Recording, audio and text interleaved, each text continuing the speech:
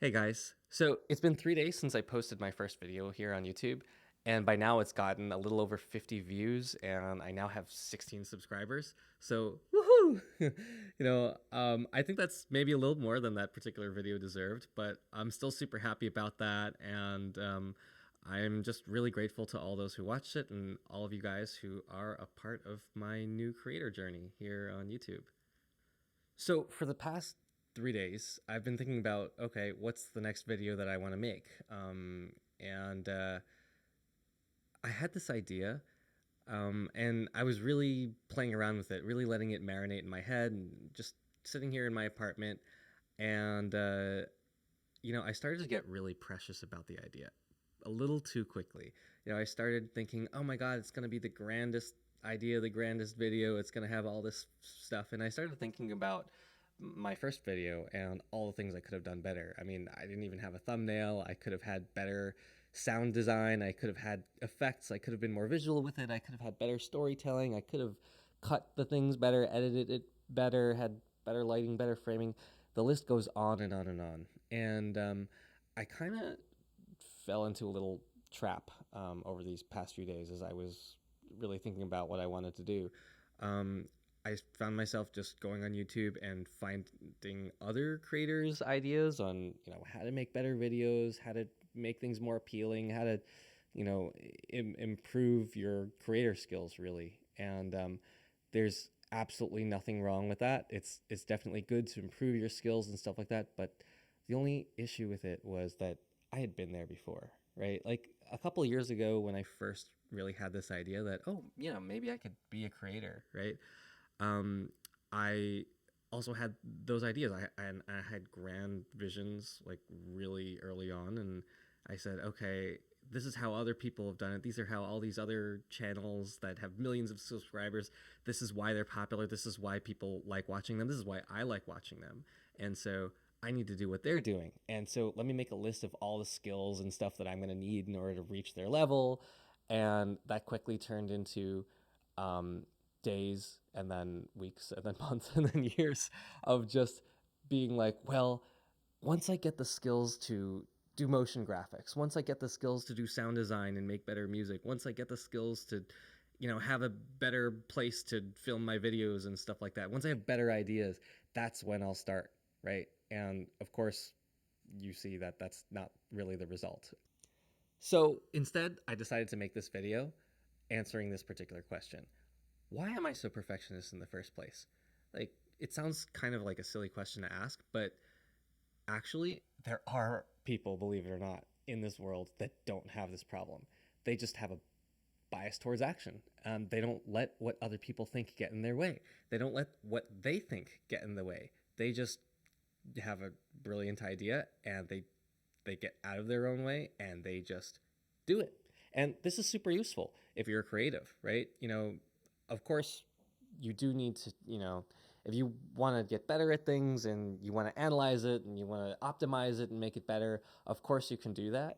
But at least for me, I had problems just starting. And I know I'm not the only one. It's not a particularly uncommon problem. So for me personally, when I think about this question, um, where did my perfectionism come from?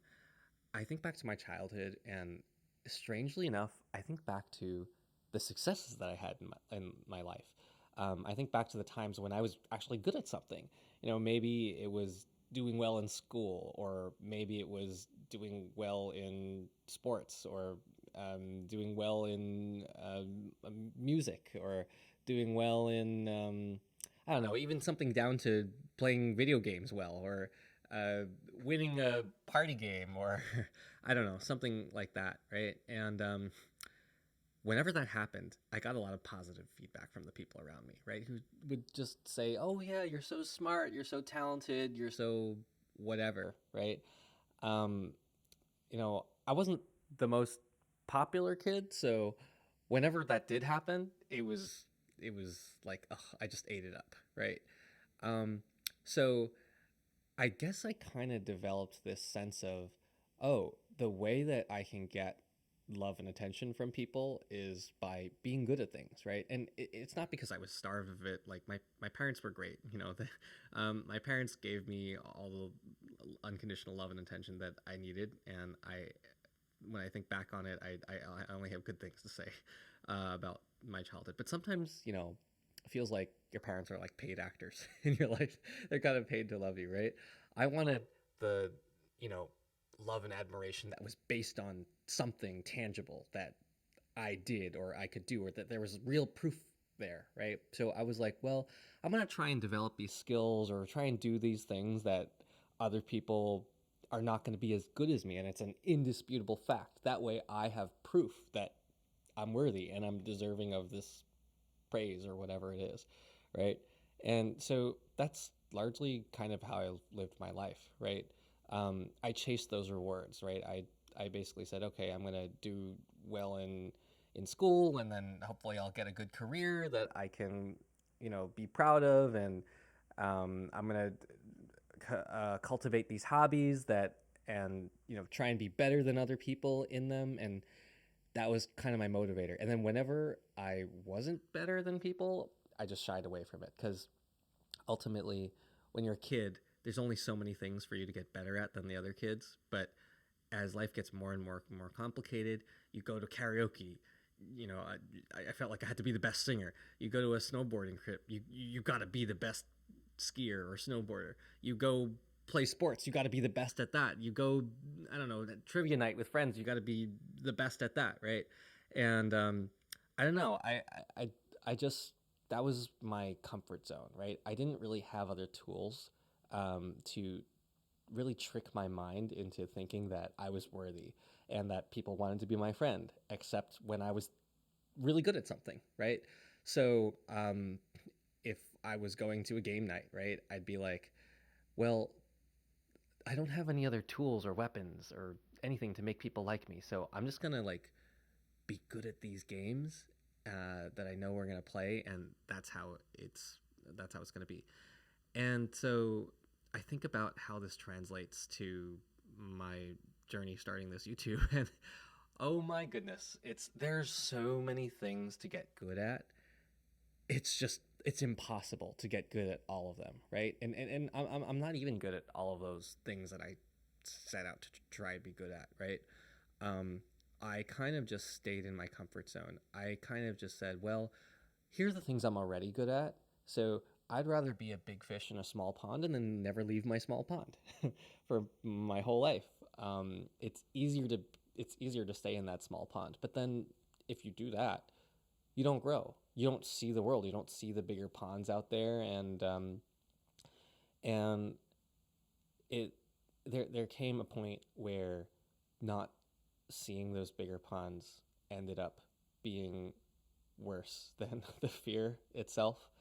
And that's why I'm doing this in the first place. I'm really trying to leave that fear behind, leave behind those notions that I'm not worthy, that I don't deserve this, that